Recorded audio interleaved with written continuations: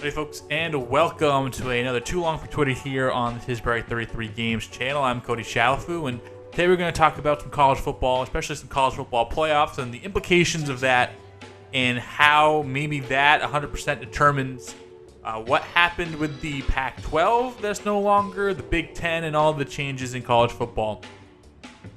So, I've been vocal on the channel before. I know I have at least one episode of Too Long for Twitter dedicated to the realignment of college conferences and how I don't like it and how they should go, kind of the model they do. I know I talked about abandoning the divisions within the conferences and kind of doing what the ACC is going to be doing in the next couple of years, which I think is a fun idea and super cool. But this is kind of more about how the 4-team playoff affected the decision for those teams out west to move to basically the conference that represents the Midwest in the Big Ten for the most part. So you had the 4-team playoff, and I was kind of against expanding it. I think football is a very dangerous sport, and I know that's what people sign up for, but especially these kids who most of them aren't getting paid a whole bunch. Putting them through extra games and this and that just for the schools and universities to really profit off it, I didn't think was a great idea. And I've always been about the 4-team playoff is probably the best version of the playoff we're going to get. However, seeing what's happening with the Pac-12, that's now going to be the Pac-2, and the Big Ten, which is going to be the Big 88, it seems. I think having an 8-team playoff might have prevented this from happening, and here's why I say this. If you had an 8-team playoff, you probably for the most part, you have 5 automatic qualifiers for the big, the Power 5 conferences, the SEC, ACC, Big 12, Big 10, Pac-12. Whoever's the champion of that league, regardless of their record, they get in to the dance. You can seed them however you would like, and maybe that's where the committee comes in with who deserves what seed and whatnot. Then you have 3 at-large bids, and you do one of 2 things with it. Just have the at-large bids and just pick the 3 best teams, or maybe even have one of those at-large bids be from one of the outside of Power 5 conferences. Whoever's the best out of the MAC or the America East or not the America East, the America Athletics, whatever, one of those subsequent, out of the Power 5, group of 5, I believe is the word I'm looking for, the phrase I'm working for, conferences, and have them be part, and then 2 others come in and fill out the rest of the 8. You have your little tournament, then whoever the best 2 teams standing at the end, that's a championship game like normal. And here's why I say this. Obviously, I think big reason the money, and whatever the marketing deals are, the TV deals, what really made the Oregons, the USCs, the UCLAs want to move, and they are moving. Stanford and Cal are going to be in the ACC. Like, what? That doesn't just it makes, like, physically and literally makes no sense for California to be on the Athletic Coast Conference. Or the Atlantic Coast Conference, most likely because they're on the coast of the opposite sea. So, whatever. I'm not going to delve into that problem. But I think if you have those automatic qualifiers, then that incentivizes those conferences to kind of stay the way they are. I think you have teams like Oregon, Washington, who have been good in the last few years. USC was good last year to lost. Utah has been pretty good for the most part over the last couple of years. You have 1 or 2, that one loss, and your conference isn't looked at as strong. So if you lose, you're done. And it doesn't matter how good you are, and I'm in the belief that good college football teams are good college football teams. Sure, there are conferences that are better than the other.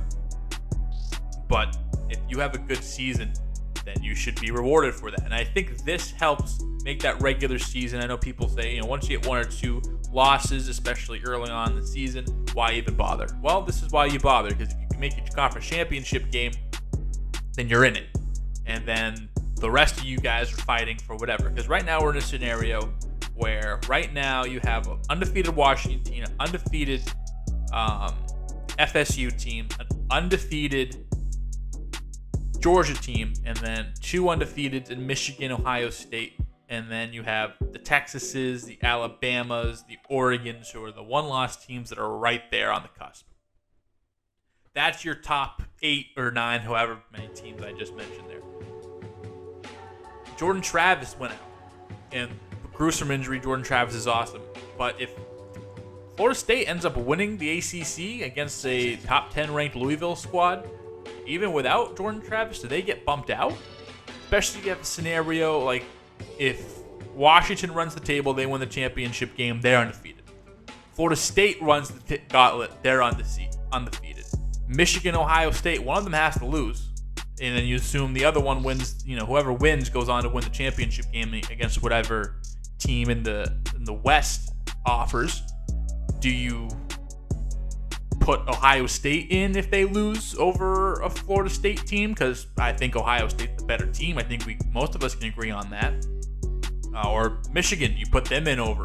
What if Georgia loses to Alabama? Are you going to keep Georgia out? Because I think Alabama gets in there now. You just beat the number 1 team in the conference. You're the conference champion in the best conference in America. Plus, you've been playing phenomenally over the last few years. Like this is where this comes to where what are you rewarding? Are you rewarding the best team or the team with the best season? And sometimes those lines get blurred. Sometimes, again, I'm not in the committee meetings. I don't watch the committee breakdown shows. I'm not 100% sure what everyone's philosophies are and what everything goes down to. I'm sure there are people that have way more knowledge on that than I do. But it seems like sometimes, it is who's the best team. And if that's the case, then we kind of decide who the best teams are. And does their season matter? Like if an Alabama team who's really, really, really, really, really good like they usually are have 2 losses, are you going to look at me and say they're not better than an undefeated Washington, which could be the case, could not be the case, or an undefeated Florida State without Jordan Travis? I'd probably take Alabama in that game. So it's, again, who has the best season. But then again, you have Jordan Travis's team 1 undefeated. And so now it's not about the best season. So it kind of blurs that line. I think if you had the 8-team playoff, that takes out some of the confusion with it. And really now we're only talking about 3 teams that got in, not the 4 teams that didn't make it, as we do every single year. Also, I just think, I hate what's happening with the conference realignment. And maybe I'll make a whole video about that if I already haven't. Maybe I do, maybe I don't. But who knows? This is just my thoughts on it. I think an 8-team playoff is against it.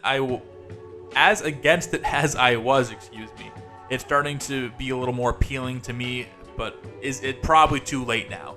What's your thoughts on it? What do you think should happen with the college football playoff? Don't just say more teams are fun, because they are fun, but again, I think the 8-team playoff, if you still had the conference the way they were, I don't know how it's going to work now next year, and the years beyond that, it's going to be interesting to say the very least. So let me know what you thought down in the comments below. Make sure to subscribe and like the video, share it around. We're gonna have more of these coming as I start bringing back this channel a little bit. So thank you so much for following, and we'll see you next time.